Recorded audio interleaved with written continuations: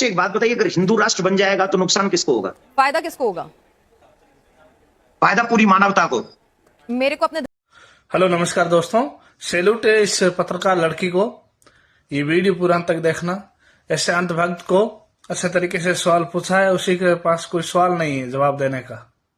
देखो कितना चुप कर बैठे हुए हैं, मुस्कुरा रही हैं बस सुबह से शाम तक ये, और कुछ जवाब नहीं, बस हिंदू राष्ट्र हिंदू राष्ट्र।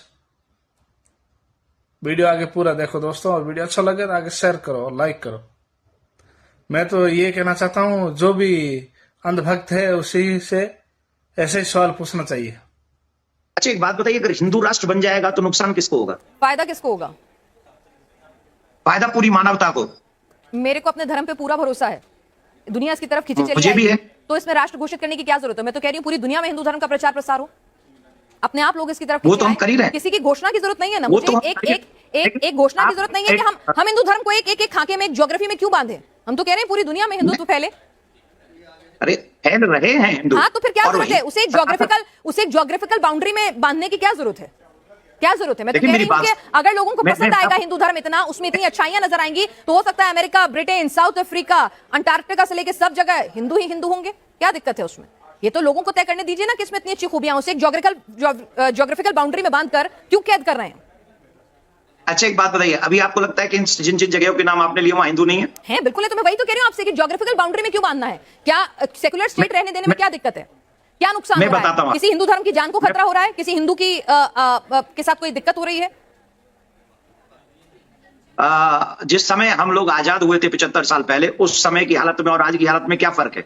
नहीं, आपको क्या बताइए फर्क मुझे। लगता है? आपको क्या फर्क लगता है? मुझे तो मेरा उन्नत भारत नजर आता है, आगे बढ़ता हुआ भारत नजर आता है। सुनिए, 8 से 9 स्टेटों में हिंदू अल्पसंख्यक हो गया, अच्छा, और धीरे धीरे सनातनियों का धर्म परिवर्तन कराया जा रहा है। धीरे धीरे सनातनियों के ऊपर जातीय या कैसे कैसे प्रहार किए जा रहे हैं। धीरे धीरे एक कुर्सी के लिए हम लोग किसी भी सीमा को पार कर रहे हैं, क्योंकि हम सबको कुर्सी चाहिए, हम सबको देश अखंड नहीं चाहिए। अगर हम देश के लिए नहीं रहेंगे, अब हमारी परंपराएं कहां चलेगी? बताइए। संस्कृति, इन 75 सालों में हमारे देश के संस्कारों का क्या हाल हुआ? आप जरा कृपा करके मुझे अपने नेशनल चैनल पे बताइए।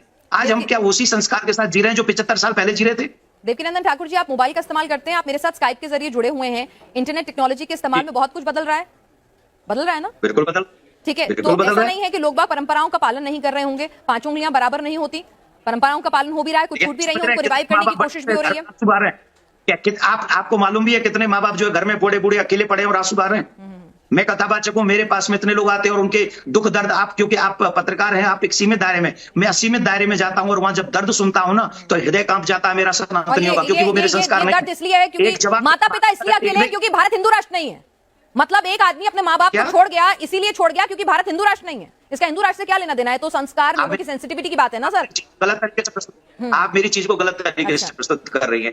हिंदू राष्ट्र का मतलब है सनातन परंपरा, सनातन संस्कृति। सनातन संस्कृति के ही हमारे आचार्य भगवान श्री राम, जो अपने माँ सौतेली माँ के कहने पर 14 वर्ष के लिए वन को चले गए थे, वो है संस्कार। और ऐसा संस्कार निर्माण करेगा हिंदू राष्ट्र का, सनातन राष्ट्र का। और वो सनातन राष्ट्र किसी पे कुठाराघात नहीं करेगा। सनातनियों ने किसी पर आक्रमण नहीं किया है। सनातन किसी को मारना नहीं चाहता। सनातन सबको प्यार देना चाहता है। सनातन सबको अपने साथ में रखना चाहता है। मैं एक जगह पर था, एक पत्रकार बंधु ने कहा, जब आप हिंदू राष्ट्र बनाएंगे तो आप हमें कृपा करके बताइए उसमें हमारे मुसलमान भाइयों की क्या क्या रहेगा, मुसलमान भाइयों का क्या रहेगा? मैंने उससे कहा था कि यही रहेगा जैसे राम जी के राज्य में लक्ष्मण का था, जैसे शत्रुघ्न का था, वैसे भरत का था। ये है सनातन, ये है हिंदू राष्ट्र। हिंदू राष्ट्र बनेगा, हिंदू धर्म इतना कमजोर है कि उसे हिंदू धर्म इतना कमजोर है कि उसे डिक्लेरेशन की जरूरत है? हिंदू धर्म इतना कमजोर है कि उसे डिक्लेरेशन की जरूरत है कि हिंदू राष्ट्र बना लो? मैंने कहा ना, हिंदू धर्म इतना कमजोर है, देश के कानून पे भरोसा नहीं है। अगर आप कह रहे हैं धर्म परिवर्तन हो रहा है, तो मुसलमानों का भी हो रहा है। मुसलमानों का धर्म परिवर्तन तो बागेश्वर महाराज ने अपने मंच पर कराया और बड़े गदगद हुए, बड़ी तालियां बजवाई कि बहुत खूबसूरत शानदार काम किया है। वो अगर हिंदू धर्म में आए तो बहुत बढ़िया काम हो रहा है, लेकिन अगर हिंदू चला जाए तो पाप हो रहा है। ये डबल स्टैंडर्ड क्यों देवकीनंदन ठाकुर जी? इस देश में आजादी के समय कितने मुसलमान भाई थे? सर मैंने क्या कहा? कितने हिंदू? और हिंदू उस रेशो से नहीं बढ़ रहे हैं, आप ये कह रहे हैं हिंदू उस रेशो से नहीं बढ़ रहे हैं। जो 125 करोड़ की आबादी हो गई, हिंदू उस रेशो से नहीं बढ़ रहे हैं। अगर रेशो की बात करें, फर्टिलिटी रेशो की बात करें, अगर हम बात करें कि किस रेशो से बढ़ रहे हैं, तो आप कह रहे हैं कि हिंदू मुसलमान अलग अलग रेशो से बढ़ रहे हैं। क्या बात करें? 125 करोड़ की आबादी में क्या फिर 70% मुसलमान हो गए क्या? सर एक सेकंड, मैं आपसे की बात ही नहीं, सर मैं वही आप कर रही हैं। नहीं सर, मैं आपसे ये पूछ रही हूँ कि क्या हिंदू धर्म को, क्या हिंदू, एक मिनट, हमारे देश के कानून पर आपको भरोसा है? पूरा संविधान पर पूरा भरोसा है। पूरा भरोसा है। इस देश में धर्म परिवर्तन के खिलाफ कानून है और कड़े कानून बन रहे हैं। उन कानूनों और बनने चाहिए, और बनने चाहिए, ठीक है, कानून में कमी पेशी हो सकती है, बिल्कुल आपको अधिकार है इस देश के नागरिक होने के नाते उसके खिलाफ आवाज उठाने का, और कड़ाई से होना चाहिए, एग्जीक्यूशन और बेहतर होना चाहिए। तो जब कानून अपना काम कर रहा है तो हमारे देश की सेकुलर छवि को हम क्यों खत्म करें? अगर हमें अपने धर्म का प्रचार प्रसार करना है तो उस धर्म में इतनी शक्ति और इतना भरोसा होना चाहिए, अपने धर्म पे इतना विश्वास होना चाहिए कि वो खुद ब खुद दुनिया उसके आगे खींची चली आएगी। हमारे सनातन से भय किसको है, हमको तो ये बताइए ना, हमें तो ये नहीं समझ में आ रहा। तो फिर क्या जरूरत है हमारे सनातन? तो हिंदू राष्ट्र की जरूरत क्या है जब देश में कानून मौजूद है? आपको अपने धर्म पे विश्वास है कि इसमें इतनी अच्छाइयां हैं कि दुनिया इसकी तरफ खींची चली आएगी। दुनिया के लोग आते हैं सनातन में अध्यात्म की तलाश में, हिंदुस्तान में एक नहीं कई बड़े बड़े सितारों के नाम है, हॉलीवुड की हस्तियां आती हैं, स्टीव जॉब्स आते हैं, मार्क जुकरबर्ग आते हैं, बराक ओबामा अपने साथ हनुमान जी की कीचेन लेकर चलते हैं। ऐसा नहीं है कि तो भाई हिंदू राष्ट्र हुए बिना, घोषित किए बिना, मैं कह रही हूँ ना, हिंदू राष्ट्र की घोषणा किए बिना हिंदू धर्म पहुंच रहा है ना दुनिया में, तो हिंदू राष्ट्र की घोषणा करके ऐसा क्या मिल जाएगा? कानून है। अगर आपको लगता है धर्म परिवर्तन बहुत बड़ी दिक्कत है तो कानून है उसके लिए, और कड़े कानून बनवाइए, बस इतना ना। तो अगर कानून कड़े हो जाए तो हिंदू राष्ट्र तो नहीं चाहिए ना आपको? फिर अगर कानून कड़े हो जाए तो हिंदू राष्ट्र तो नहीं चाहिए ना?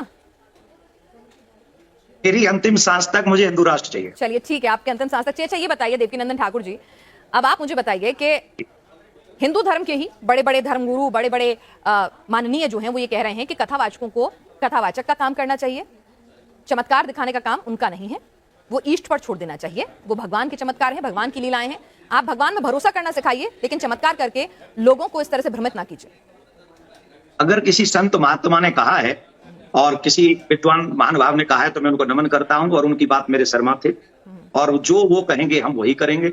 और अगर किसी पॉलिटिशियन ने कहा है तो मैं इसमें एक पॉजिटिव, क्योंकि मैं क्यों उनका साथ दे रहा हूं या मैं उनका समर्थन क्यों कर रहा हूं, उसके पीछे एक पॉजिटिव मेरी एक थिंकिंग ये है कि जो लोग दुखी होते हैं, वो जो दुखी होते हैं वो कभी किसी दरबार में जाते हैं, कभी किसी दरबार में जाते हैं, और उनपे नाना प्रकार, और आप, मैं सच्ची बोल रहा हूं, आई स्वेयर, मैंने ऐसे लोगों को भी सुना है जो ये बताते हैं कि हम, हमारे ऊपर ऊपर ही प्रेत बाधा थी, हम फलाने व्यक्ति के पास में गए, वो फलाना व्यक्ति, में उसका नाम नहीं कर रहा हूं, नहीं तो कोई कहेगा वो धर्म को बदनाम करने के लिए बात कर रहे हैं, वो व्यक्ति कम से कम सनातनी नहीं था, ये समझ लीजिए, स्पष्ट समझ लीजिए। हम उसके पास में गए और आई प्रॉमिस, मैं सच बोल रहा हूं, एक एक वर्ड उसने कहा कि हम उसके पास में गए ठीक कराने, फिर उसने हमारा जन क्या क्या शोषण किया, और जब जब हम बचना चाहते हैं तब तब वो कहते हैं हम तुम्हारे घर में ये प्रॉब्लम नहीं होता क्या? आसाराम बापूजी और बाबा राम रहीम कहां चले गए? मतलब शोषण सनातन में नहीं होता क्या? पांचों उंगलियां बराबर नहीं है सर? नहीं, आप बहुत अच्छी बात कर रही हैं, कुछ अच्छे लोग वहां भी होंगे, कुछ बुरे लोग यहाँ भी हैं, कुछ बुरे लोग वहां भी होंगे। आप टारगेट कर रही है सनातन को? नहीं सर, मैं खुद सनातनी हूँ, मैं खुद सनातनी हूँ, मैं हिंदू धर्म को प्रैक्टिस करती हूँ, मेरे हाथ में कलावा बंधा हुआ है, आज भी मैं हनुमान मंदिर जाऊंगी, मैं पक्की हिंदू हूँ। इसका मतलब ये नहीं है कि मुझे दूसरे धर्मों के ऐप दिखेंगे और अपने धर्म में सिर्फ अच्छाई, आंखें मूंद लेने से शेर मुझे नहीं खाएगा, ऐसा नहीं हो सकता। मेरी बात सुनिए ना, चमत्कार की बात कर रही है ना आप, तो मैं चमत्कार पे एक एग्जाम्पल आपको दे रहा हूँ, मैं आपको एक एग्जाम्पल दे रहा हूँ। सबसे पहले समझ लीजिए, मैं बागेश्वर धाम वाले महाराज जी का प्रवक्ता नहीं हूं, मैं बड़ा भाई, वो मुझे मानते हैं, मैं उनको छोटा भाई मानता हूं, ठीक है ना? तो आप इस बात को, आपने चमत्कार की बात की तो मैं उसको उत्तर दे रहा हूं, आप उस बात को और एक कदम आगे ले गई, वो बात तो ठीक नहीं है ना आपकी। आप इस बात को समझिए, उन्होंने ऐसा कहा,